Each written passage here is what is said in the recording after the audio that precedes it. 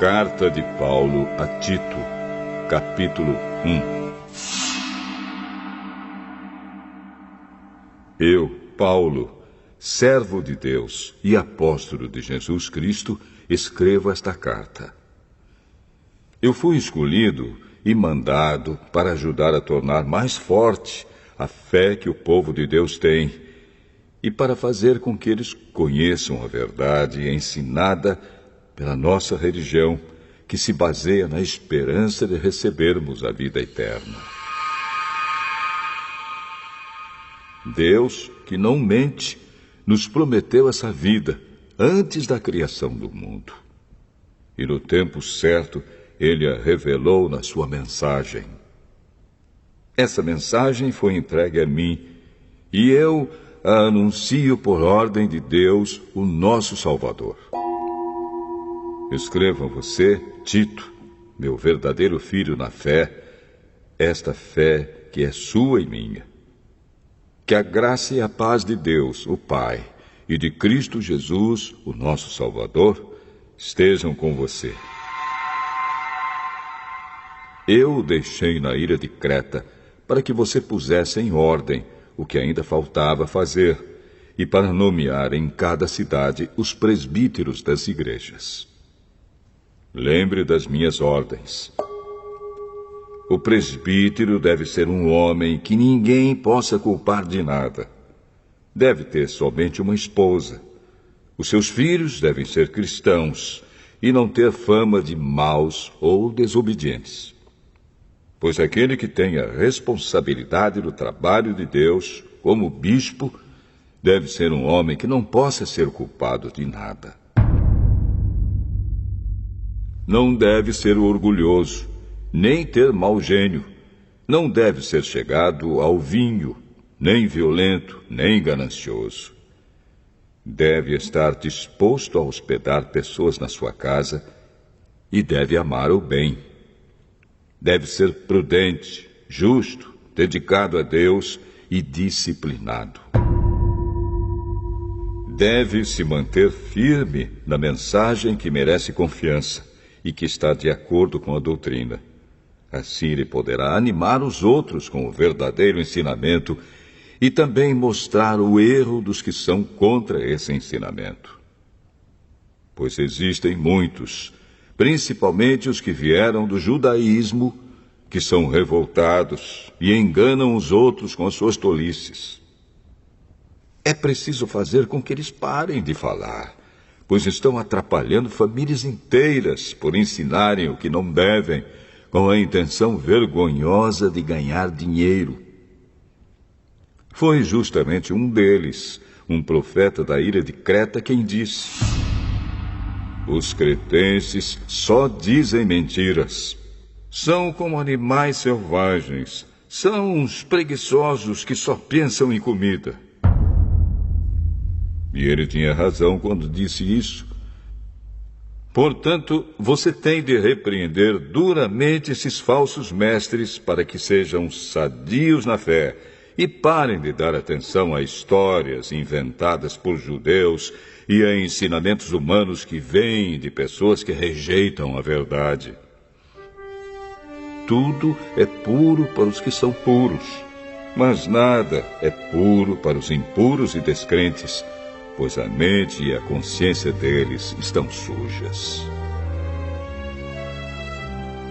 Eles dizem que conhecem a Deus, mas o que eles fazem mostra que isso não é verdade. Estão cheios de ódio, são rebeldes e não são capazes de fazer nenhuma coisa boa.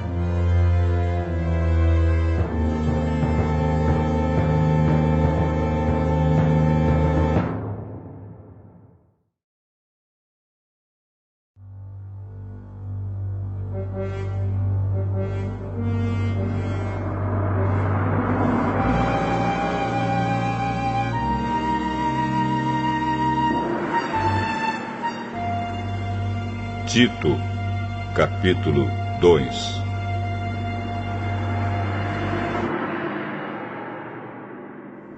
Mas você, Tito, ensine o que está de acordo com a doutrina verdadeira. Ensine os mais velhos a serem moderados, sérios, prudentes e firmes na fé, no amor e na perseverança.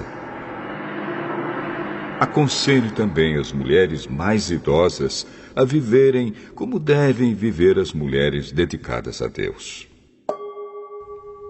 Que elas não sejam caluniadoras, nem muito chegadas ao vinho.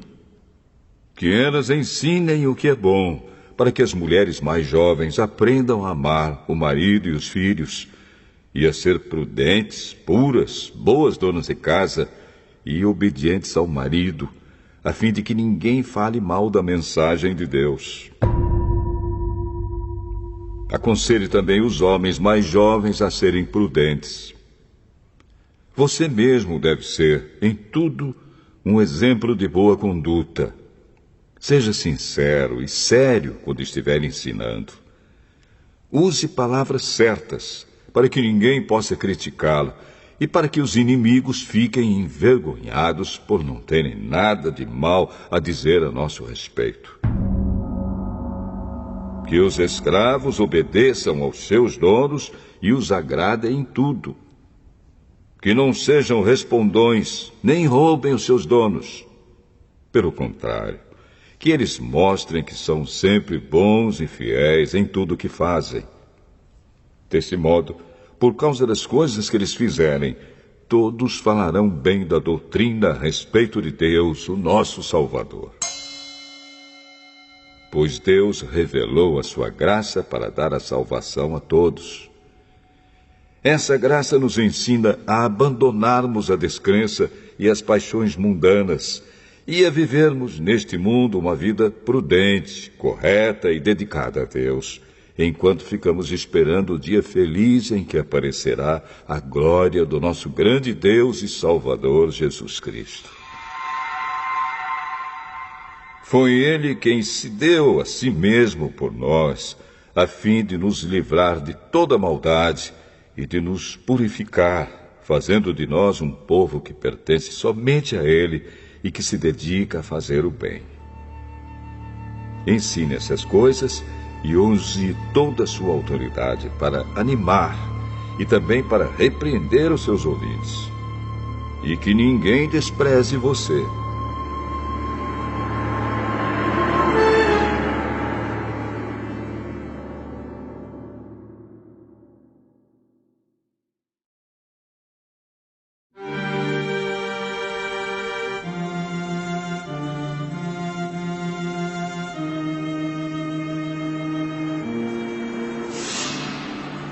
Tito, capítulo 3.